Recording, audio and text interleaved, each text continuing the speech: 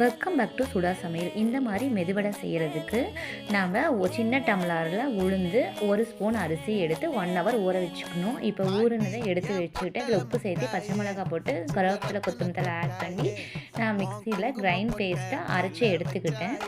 இப்போ இதை இந்த மாதிரி அரைச்சி எடுத்துக்கணும். இப்போ இது ஒரு பாத்திரத்துக்கு மாற்றிக்கலாம். இப்போ நான் மாற்றிட்டேன். அதில் வந்து பார்த்திங்கன்னா கருவேப்பிலை, கொத்தமல்லி தழை, 2 பச்சை மிளகா, பெரிய வெங்காயம், 1 வெங்காயம் அரிஞ்சு வச்சுருக்கேன், அது அப்புறம் அந்த மிளகு இதெல்லாத்தையும் ஆட் பண்ணி நல்லா மிக்ஸ் பண்ணிட்டேன். இப்போ வானொலியில் வந்து எண்ணெய் வச்சு எண்ணெய் சூடாயிருச்சு. இப்போ அதில் வந்து ஒவ்வொன்றா போட்டு பொரிச்சு ஃப்ரை பண்ணி எடுத்துக்கலாம். இப்போ ஒவ்வொன்றா ஃப்ரை பண்ணி ஒவ்வொன்றா போட்டுட்ருக்கேன். இப்போ ஃப்ரை ஆயிடுச்சு. இங்கே பாருங்கள் எவ்வளோ அழகாக கிறிஸ்பியாக ஸ்பைஸியாக அழகாக வந்திருக்குது. பார்க்குறதுக்கே அவ்வளோ அழகாக இருக்குது.